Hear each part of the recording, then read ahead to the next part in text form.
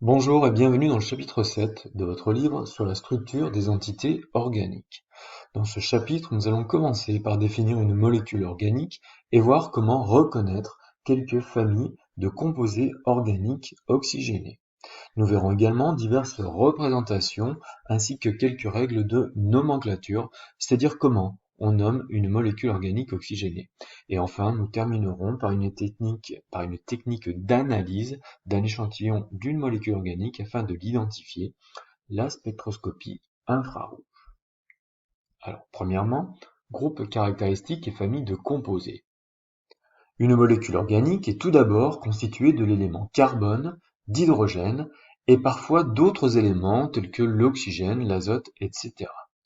Nous allons dans ce chapitre nous intéresser à des molécules organiques oxygénées qui contiennent donc du carbone, de l'hydrogène et de l'oxygène. Ces molécules sont généralement constituées d'un enchaînement d'atomes de carbone et d'hydrogène que nous allons noter avec la lettre R, et d'un groupement spécifique d'atomes contenant de l'oxygène. Ce groupement permet de définir des propriétés physico-chimiques spécifiques aux molécules qui les contiennent, si bien qu'on le nomme encore groupe caractéristique et définit une famille de composés. En première, vous avez 4 familles de composés à connaître et à identifier: les alcools, les aldéhydes, les cétones et les acides carboxyliques. On reconnaît un alcool par la présence du groupe caractéristique hydroxyle, donc liaison simple OH, reliée à une chaîne carbonée. Les aldéhydes, comme les cétones, sont reconnaissables par la présence du même groupe caractéristique, carbonyle, c'est double liaison O, mais c'est la position de ce groupe caractéristique dans la chaîne carbonée qui va permettre de distinguer un aldéhyde d'une cétone. Dans le cas d'un aldéhyde, le groupe carbonyle est à une des extrémités de la chaîne carbonée, ou encore il est situé entre deux atomes d'hydrogène ou un atome de carbone et un atome d'hydrogène.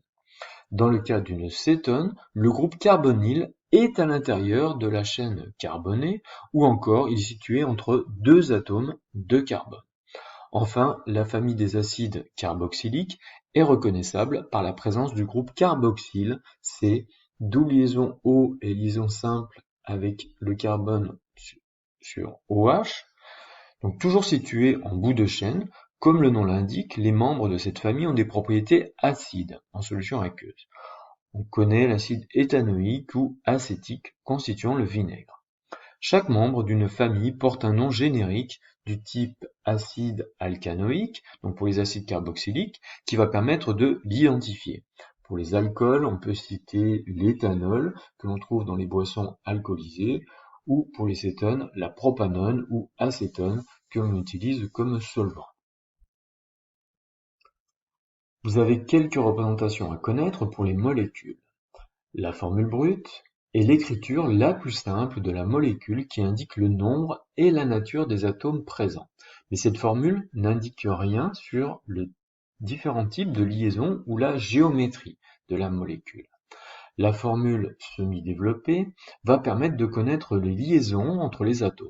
Seules les liaisons avec les atomes d'hydrogène ne sont pas représentées parce qu'en général, elles ne présentent pas beaucoup d'intérêt. Si on les représente, il s'agit d'une formule développée. Enfin, on peut visualiser les liaisons et la géométrie de la molécule en utilisant un modèle moléculaire éclaté. On rappelle que dans ce modèle, les tiges vont représenter les liaisons et les boules de couleur les atomes. Le carbone est représenté en noir ou en gris, l'hydrogène en blanc et l'oxygène en rouge. Deuxièmement, nom d'une molécule et formule semi-développée. Nous allons maintenant voir quelques règles de nomenclature, c'est-à-dire apprendre à nommer une molécule lorsqu'on a la forme semi-développée et réciproquement. Tout d'abord, il est important d'identifier la chaîne carbonée. Est-ce qu'elle est linéaire, ramifiée ou cyclique? Dans une chaîne linéaire, tous les atomes de carbone sont les uns à la suite des autres. Autrement dit, chaque atome de carbone est lié au plus à deux autres atomes de carbone. Dans une chaîne qui est ramifiée, on peut observer des ramifications, c'est-à-dire des branches secondaires sur une branche principale. L'atome de carbone qui porte une ramification est lié à au moins 3 atomes de carbone, comme on peut le voir sur l'exemple du 2-méthylpropane. L'atome de carbone du milieu est lié à 3 autres atomes de carbone. Dans une chaîne qui est cyclique, comme le nom l'indique, on observe un cycle, une chaîne qui se referme sur elle-même. Une chaîne cyclique n'est évidemment pas linéaire, mais une chaîne cyclique peut être ramifiée. Toutes ces chaînes comportent 4 atomes de carbone, mais il s'agit de molécules différentes avec des noms différents. Par exemple, le butane, 2-méthylpropane et le cyclobutane. Voyons maintenant comment on nomme ces molécules. Le nom de la molécule organique oxygénée est de la forme préfixe-racine-suffixe. Commençons par le suffixe qui va indiquer la famille à laquelle appartient l'espèce chimique. S'il s'agit d'un alcool, le nom de la molécule se terminera par -ol. S'il s'agit d'un aldéhyde par -al, cétone par -on et acide carboxylique, terminaison oïque. Mais attention, pour les acides, il faudra faire précéder le nom de la molécule par le mot acide. Exemple, pour la molécule qui est représentée, on reconnaît le groupe carbonyle, c'est-à-dire C avec une double liaison avec l'oxygène et c'est situé entre 2 atomes de carbone, donc il s'agit d'une cétone. Le nom de cette molécule se terminera en -on. La racine du nom indique le nombre d'atomes de carbone dans la chaîne principale.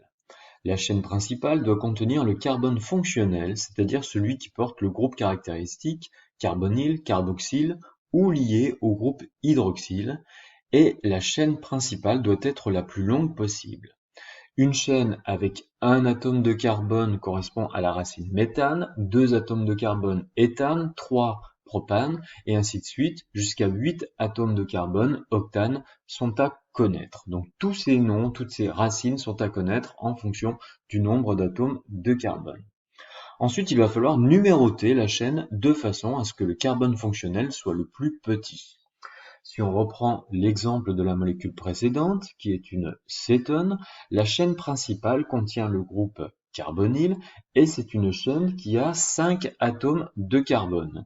Donc la racine du nom est pentane.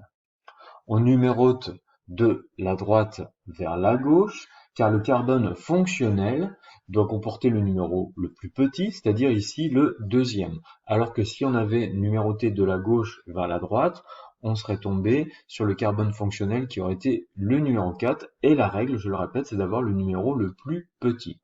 Il s'agit donc ici du pentane 2-one. Il reste à nommer la ramification avec le préfixe. Le préfixe indique la position et la nature du groupe alkyle, c'est-à-dire de la ramification. Une ramification avec un seul atome de carbone correspond au groupe méthyle CH3. Une ramification avec 2 atomes de carbone, c'est le groupe éthyle qu'on peut encore noter CH2, CH3, propyle, butyle sont à connaître, mais le plus souvent on rencontrera les groupes méthyle et éthyle. On voit donc que sur la molécule qui est étudiée, la ramification ne comporte qu'un seul atome de carbone, il s'agit du groupe méthyle qui est situé sur la chaîne principale en 4e position. Le nom de la molécule est donc le 4-méthylpentane 2-one. Troisièmement, identification d'une molécule organique par spectroscopie infrarouge. On rappelle que les infrarouges sont des ondes électromagnétiques comme la lumière visible, mais pour des longueurs d'onde spécifiques supérieures à 800 nanomètres.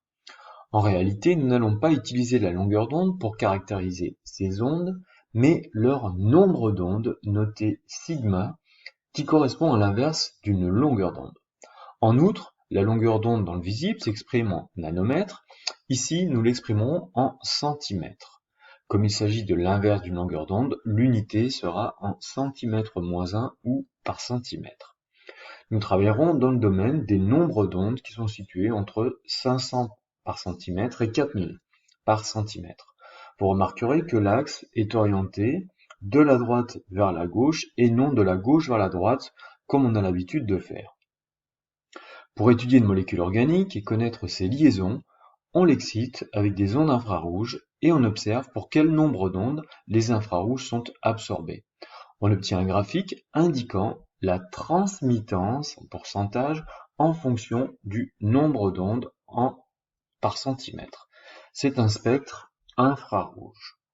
Chaque liaison a ses propres caractéristiques d'élasticité, d'élongation, de rotation, de vibration, etc., si bien qu'elle absorbera dans des domaines de nombre d'ondes qui lui est propre. Par exemple, la liaison double entre C et O absorbe dans le domaine des nombres d'ondes qui sont situés entre 10700 et 10760 par centimètre. Elle fait apparaître une bande forte, c'est-à-dire un creux profond ou une transmittance faible, et une bande qui est fine, donc une bande étroite. En revanche, la liaison OH d'un acide carboxylique est une bande forte et très large dans le domaine des nombres d'ondes situés entre 2600 et 3200 par centimètre. On voit donc que la molécule dont on a ici obtenu le spectre contient la liaison CO, donc un creux profond avec une faible transmittance et étroit.